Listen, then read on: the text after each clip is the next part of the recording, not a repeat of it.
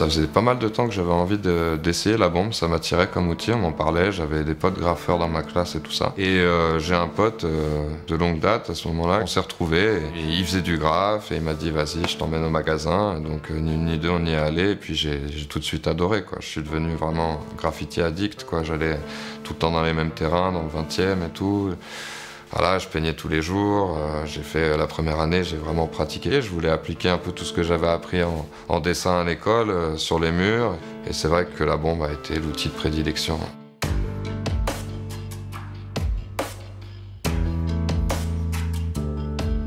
J'avais vraiment plein de trucs dans la tête et dans le beat, quoi, tu vois, et assez torturé aussi, et donc c'est sorti, ça sortait, et c'est ce qui me faisait aussi aller mieux, entre guillemets, tous les jours, quoi. Je me sentais bien, c'était un peu ma mission du jour, allez, vas-y, faut que j'aille faire mon mur, faire des gros murs avec des aplats de rose et de gris, ça, enfin, c'était bizarre ce que je faisais au début, mais ça, j'ai commencé avec cette impulsivité comme ça, parce que j'avais trouvé l'outil et le support qui me correspondait. Et comme je sortais d'une école d'art et tout, bah, la question de qu'est-ce que je veux faire plus tard, ça a commencé à se dessiner à ce moment-là. Le déclic, il a été assez rapide en fait, c'était 2-3 ans après mon début de graffiti. On est parti en Espagne, on m'avait parlé que les casquettes un peu graffées ça pouvait fonctionner. Et je suis allé poser mon marché sur la Rambla à Barcelone, comme ça, mon petit stand avec 5 casquettes. Et c'est là où je me suis dit, bon bah c'est marrant, tu vois, de vivre un peu de ce qu'on aime vraiment, que ça fasse plaisir aux gens. J'ai décidé de me concentrer vraiment sur ça, donc beaucoup les ateliers, les décorations, les prestations team building et puis les expos.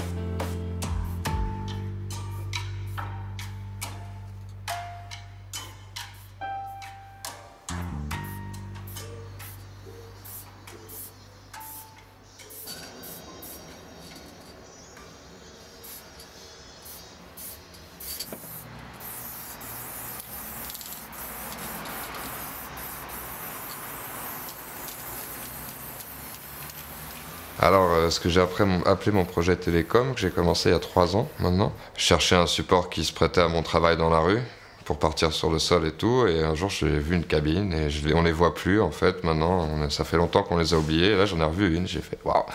Mais c'est génial, c'est transparent, ça va me permettre de matérialiser mes formes, et j'en ai fait jusqu'à maintenant à peu près 23, je crois, 23, 24.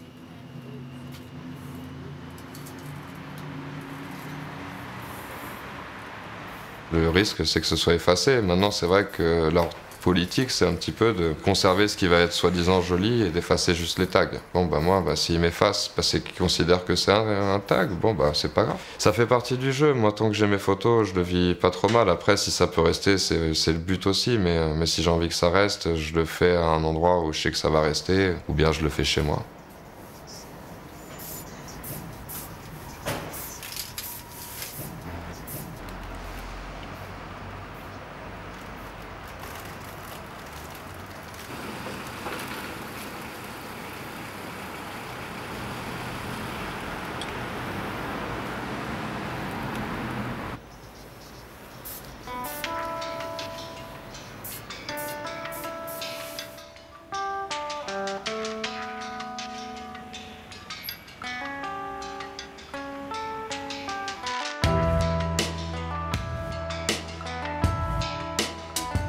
Ça me parle vachement plus, la friche, c'est un beau cadre.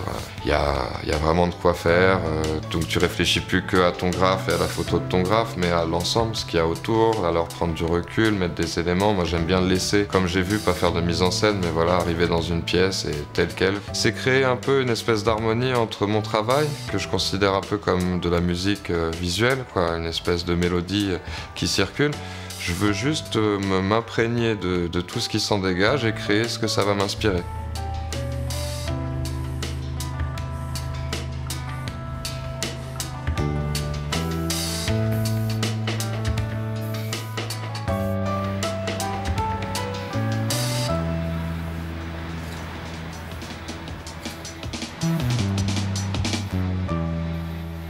Mon style de lettrage, une composition visuelle, donc je crée une forme par rapport à une autre et une espèce de mélodie comme ça, et c'est vrai que là où l'environnement va avoir vraiment beaucoup d'importance, c'est que c'est par rapport à si j'ai un angle de mur, si je déborde sur le sol, mes formes vont être différentes.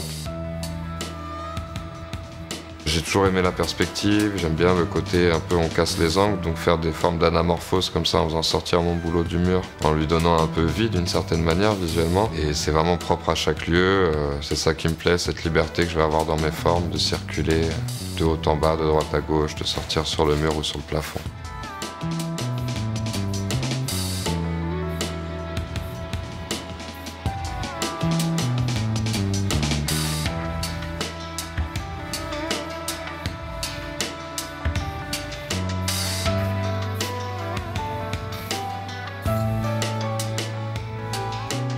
J'improvise toujours sur place, j'ai jamais d'esquisse parce que j'arrive pas, c'est pas le but de ma démarche. Moi je préfère justement découvrir un lieu et il va me parler et c'est ce qui va sortir de cette discussion entre le lieu et moi qui va faire ce que je vais créer, quoi.